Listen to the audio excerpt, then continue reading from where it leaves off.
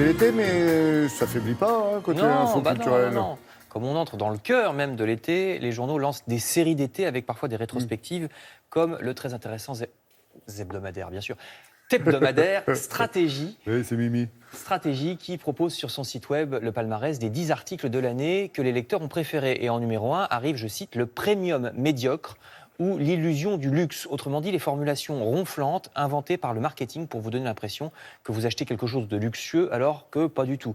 L'huile de truffe dans laquelle il y a très peu de truffes, les bateaux de croisière qui sont en réalité des H&M flottants avec déco en plastoc, les noms italiens très chics, vous savez, des cafés de chez Starbucks ou ailleurs qui en réalité sont des pauvres cafés industriels comme partout. Le marketing appelle ça du wording, un mot inventé. En français, ça veut dire mensonge? Word, oui, voilà. Un mot inventé pour faire prestigieux alors que ça ne l'est pas. Si vous prenez le TGV, on vous fera une annonce qui vous dit qu'il y a un barista, je cite l'article, ce qui est peut-être un peu exagéré pour acheter un paquet de biscuits. On nous vend l'idée, je cite encore, qu'on sera une personne d'un rang social plus élevé parce qu'on passe plus de temps à choisir telle ou telle vaisselle dans le catalogue Ikea. D'accord. Ça s'appelle du snobisme. L'article conclut que les jeunes, ceux qui sont nés avec un smartphone à la main, sont la cible rêvée de ce marketing parce qu'ils sont prêts à faire la queue pour manger un truc qu'ils ont vu sur Instagram et qu'ils veulent eux aussi mettre sur leur Instagram.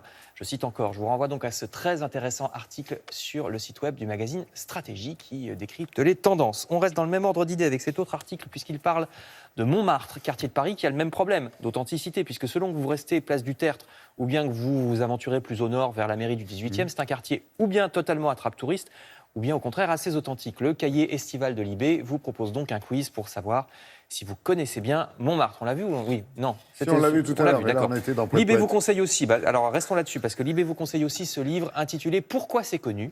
édité par les musées nationaux, livre qui nous explique pourquoi justement les grands chefs-d'œuvre ont eu du succès, et pas seulement la Joconde ou bien Gabriel d'Estrée qu'on voit ici. Oui, et non pas la pose du Pins. Non. Non. Tableau, je crois que c'était pour Henri IV, oui, Gabriel d'Estrée. En plus, c'est écrit de manière marrante, ce bouquin, donc achetez-le pour vous ou bien pour l'offrir.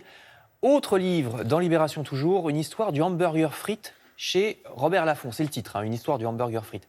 Qui nous raconte donc l'histoire de cette icône de la restauration rapide entre les abattoirs de Chicago, puisqu'il y a une immense centralisation des abattoirs aux États-Unis depuis un bon siècle et que c'était à Chicago. L'origine controversée du hamburger, on ne sait pas très bien pourquoi, est-ce que ça vient de Hambourg ou pas, un peu, bon, bref.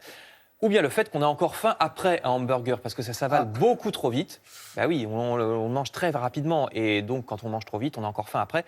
Et que par conséquent, ça a fait du hamburger l'article rêvé pour la surconsommation, tout ça dans ce livre. On peut donc préférer, comme cet article du Parisien, ce partenariat entre un lycée agricole de Seine-et-Marne et les cantines des gamins du 5e arrondissement de Paris, parce que là, c'est pas du tout du hamburger.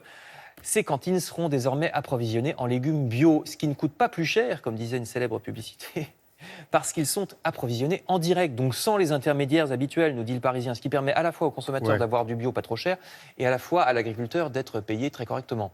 Voilà, que demande le peuple. Enfin, je termine avec des nourritures plus célestes. L'épisode de la série intersidérale de la Croix est consacré aujourd'hui à Triton. Qui n'est pas... Ça change, parce qu'on parle que de la Lune en ce moment. Bah justement, c'est des autres lunes, la série de la Croix. D'accord. Parce que Triton n'est pas seulement une bestiole mi-grenouille, mi-lézard. Comme la salamandre. Voilà.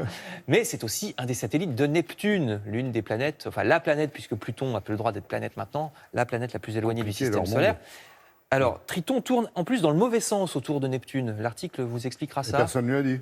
Personne ne lui a dit, c'est loin, donc les communications, vous savez, le téléphone ne passe pas très bien. Personne ne lui dira. D'où le titre de la Croix, à l'occasion, donc, dans cette série des 50 ans de la conquête de la Lune, les autres lunes dans la Croix. Donc, il nous en reste un demain, je ne sais pas vers lequel on ira, peut-être Charon, qui tourne autour justement de Pluton. Silence Saturne.